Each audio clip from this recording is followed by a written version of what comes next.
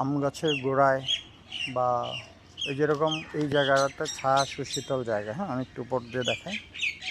এই দেখেন পুরোটা লিচু গাছের বাগান।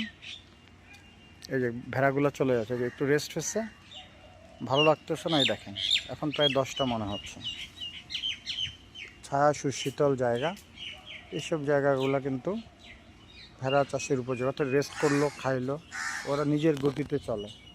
একটা ভয় আছে কুকুর বা শিয়াল আক্রমণ করে কিনা, বাট আমার কাছে মনে হয় যদি এরা ওই যে দলগতভাবে চলে তাহলে মনে হয় শিয়াল কোনো আক্রমণ করবে না।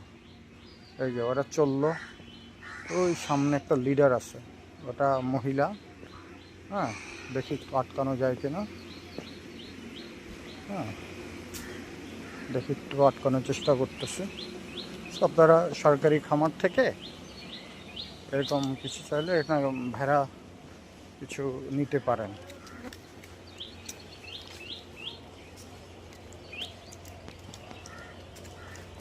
এখানে খাওয়ার কিছু নয়, মানে ওদের অ্যাকচুয়ালি খাওয়ার কোনো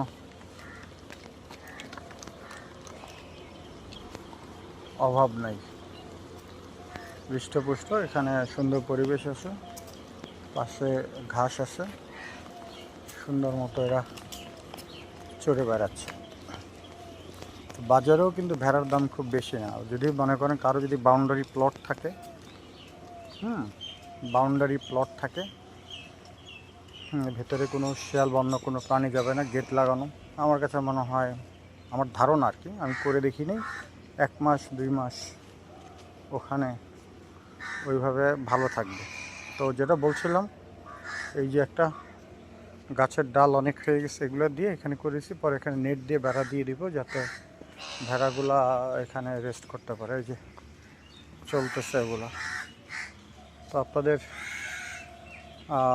ভেড়া নিতে পারেন, এর কোনো বাড়তি খরচ আছে বলে মনে হয় না। আমি আরেকটা কৃমির বুস্টার ডোজ দেব, আর অনেক সময় কৃমির লাইফটা 14 দিনের, বড় কৃমি মারা গেলে অনেক সময় ওগুলো ডিমগুলো থেকে যায়, অথবা ডিম থাকলেও ওগুলো একটু কাবু থাকে। আর এই যে ভেড়ার যে চনা বা ওয়াশ করার জন্য আমি একটা এরকম মাটির চারি টাইপের করেছি, সেখানে বর্জ্যটা পড়ে, আর পুরো জায়গাটা নষ্ট যাতে না করে এরকম একটা ড্রেনেজ সিস্টেম করে দিয়েছি। আর এই যে সব ডাল দিয়ে, এটা অবশ্যই চিকন গাছের ডাল দিতে বলছিলাম, কিন্তু আমাদের লোকজন কোথা থেকে বাঁশ ম্যানেজ করছে জানি না, তো এগুলো দেয়। ভেড়ার পাশাপাশি হচ্ছে গরু পালি, এগুলো হচ্ছে গরুর ফ্লোর ম্যাট, এটা হচ্ছে ছাগলের ঘর। আমাদের